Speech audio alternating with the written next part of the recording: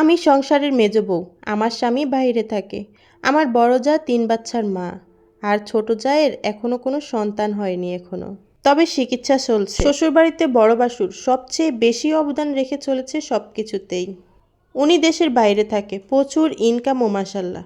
এত ভালো মানুষ হতে পারে না। উনার প্রশংসা যে একবার শুরু করে তার আর শেষ করতে পারে না। এই লোকটা পাগলের মতো তার বউ বাচ্চাকে ভালোবাসে। ভালোবেসেই বিয়ে করেছিল তার বউ। আমার বড় জা মারাত্মক নিষ্ঠুর, স্বার্থপর একটা মানুষ। তার বিলাসিতার কোনো শেষ নেই। সে হতেই পারে, কিন্তু অন্যকে কিছু দিতে দেখলে তার হিংসায় জ্বলে পুড়ে মরে যায়। সারাদিন শুধু বলবে এই জিনিস লাগবে, ওই জিনিস লাগবে, কিন্তু একটা কথা কি জানেন, সংসারে একটা কাজও করে না। সব সময় রানীর মতো চলে, আবার সবাইকে হুকুম করে। উনি নাকি একেবারেই বাড়িতে চলে আসবে, সেজন্য আসে নাই। যদিও উনার বয়সও বেশি না, শুধু বউ বাচ্চা আর পরিবারের সাথে দেশে আনন্দে বাকি জীবন কাটাবে বলে একটু দেরি করে আসবে। কিন্তু ঘটনা হচ্ছে, উনার স্ত্রী বিয়ের আগে উনার স্বামীর সাথে রিলেশনের আগেও অন্য একটা ছেলের সাথে রিলেশন করত। এই ছেলের সাথে গত 2-3 বছর ধরে লুকিয়ে প্রেম করেছে। উনাকে অনেক কিছু বলেই কেউ সাবধান করতে পারেনি। কিছুদিন পরেই একটা বাচ্চা নিয়ে হাওয়া হয়ে যেত। 5-6-7 দিনের জন্য অনেক খোঁজ নিয়েও কোনো হদিস পাওয়া যেত না। বাপের বাড়িতেও যেত না, তারপরে কোনো আত্মীয় স্বজনের বাড়িতেও যেত না। পরে নিজে নিজেই বাসায় আসতো বাচ্চাকে নিয়ে। কিছু জিজ্ঞেস করলে বলতো অমুকের বাড়ি ছিলাম, তমুকের বাড়ি ছিলাম, এভাবেই দিন চলছিল। আজ প্রায় 5-6 মাস ধরে ওনার পেট ফুলতেছে। প্রচণ্ড বমি আর অসুস্থতার কারণে আমরা সবাই মিলে ওকে হাসপাতালে নিয়ে যাই, শ্বশুরবাড়ির সবাই মিলে। ডাক্তার বলতেছে উনার পেটে নাকি 6 মাসের বাচ্চা।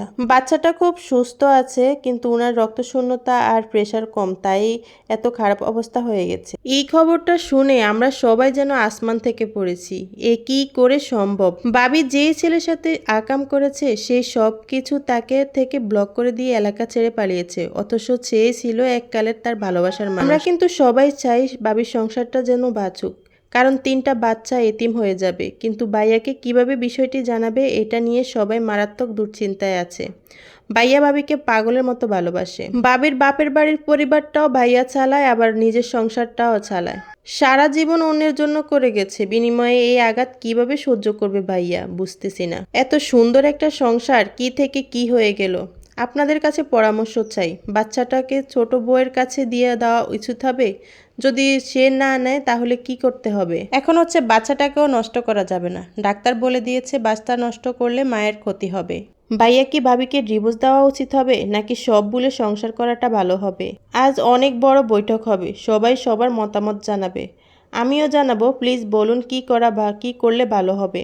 ভাবি মানুষটা ভালো না, তার ফ্যামিলির অনেক বাজে রেকর্ড আছে। তিনি কাউকে পরোয়াও করে না। কিন্তু একটা কথা কি জানেন, আমি না মনে প্রাণে চাই তাদের সংসারটা বেঁচে যাক, ভাইয়াকে কিছু যেন না জানানো হোক। আপনারা কি বলেন? সবাই একটু কমেন্টসে জানিয়ে যাবেন তো। সবার মতামতের উপর ভিত্তি করে আমিও সবাইকে বলতে চাই যে কি করতে হবে। সংসারটা টিকে যাক, এটা আমি চাই।